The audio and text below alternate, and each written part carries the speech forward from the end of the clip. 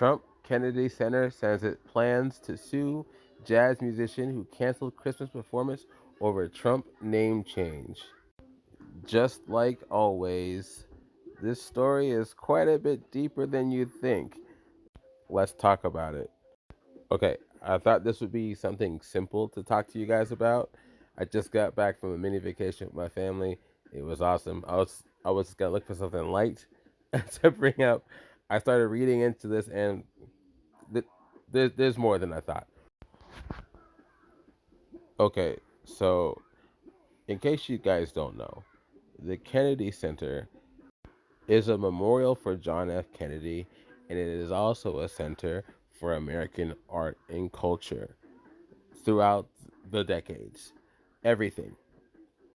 This Trump presidency, Donald Trump appointed himself as the president of the board for this center. Unprecedented. This has not happened before. He got rid of a bunch of the board members from the previous administration. I think there were 18. He replaced them with people in his team, including Usha Vance, JD Vance's wife. Now, pause, sink that in for a bit, right? Okay. They just recently, this holiday, changed the name to the Trump Kennedy Center. This, along with their dramatically eradicating, not just scaling back, of woke policies and exhibits, this has resulted in uh, a handful of performers and contributors to this center to back away from it, to pull their artistic uh, contributions from that. The most recent performer to pull jazz musician Chuck Red. Now, I want to thank the Trump administration and the Trump Kennedy Center for enlightening me on who Chuck Red is.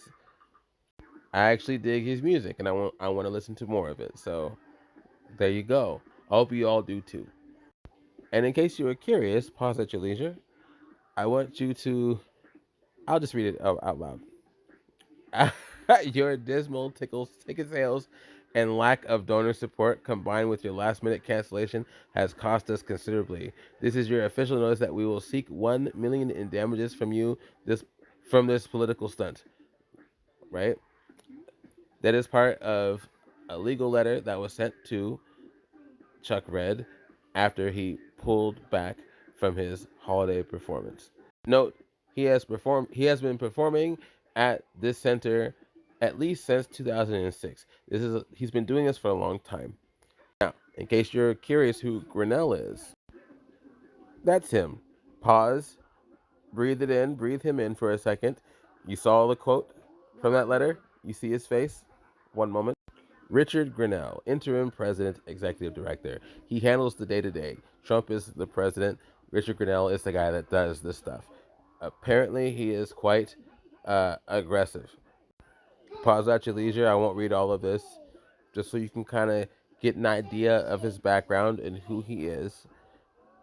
In case you were wondering who some of the other board members are now, there you are. Again, pause at your leisure. Okay. Okay.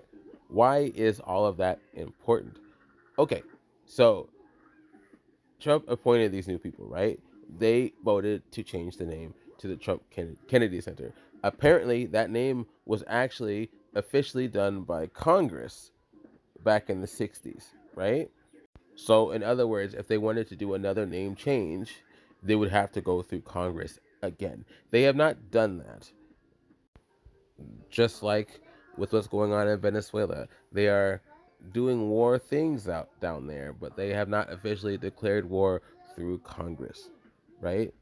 The tariff funds that our fearless leader said that he used to help pay the military members that 1776 check was actually money that was already approved to help subsidize housing from Congress, because Congress controls that too, right?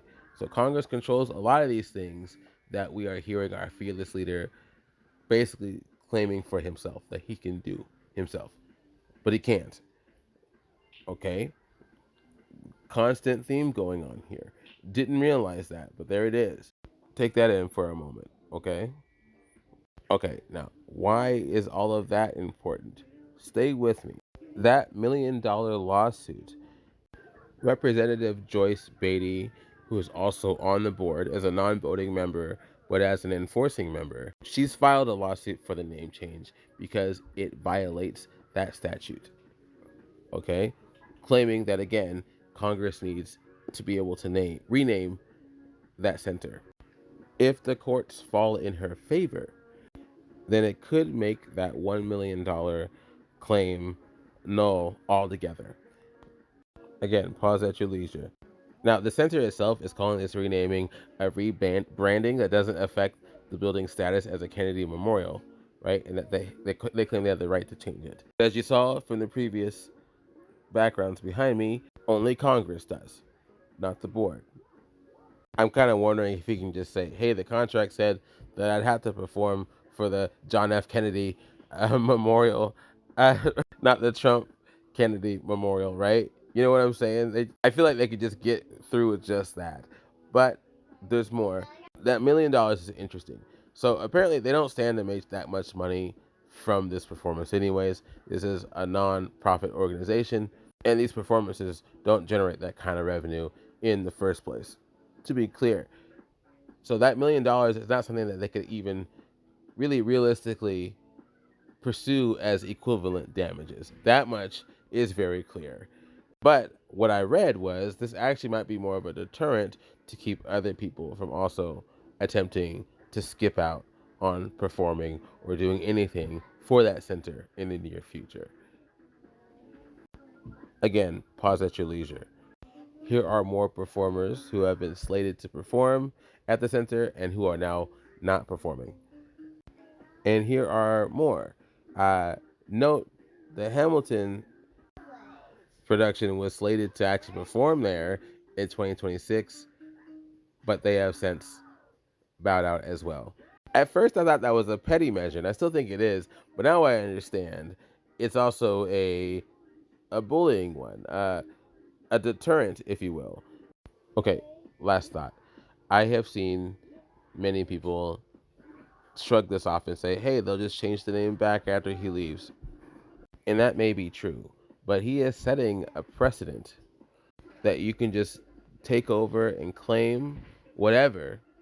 And if somebody doesn't like that and decides to take action protesting against that, then you can just bully them into submission. That has been on brand since as long as we have been in this current situation we are in. And before, right? So I don't know what you think of him at this point in your life, but I will say that is very clear. The eroding of checks and balances. This is just another example of that. That is more serious than, oh, we'll just change the name back later. They're hoping you won't notice. That's why I don't like that mindset. But that is what is going on, and I thank these performers. I thank Chuck Red for doing this.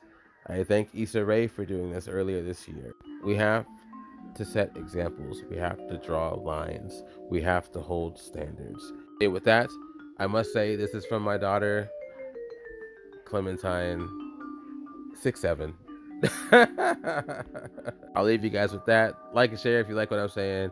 Comment if you do or don't. Let me know what you think, and I will talk to you later.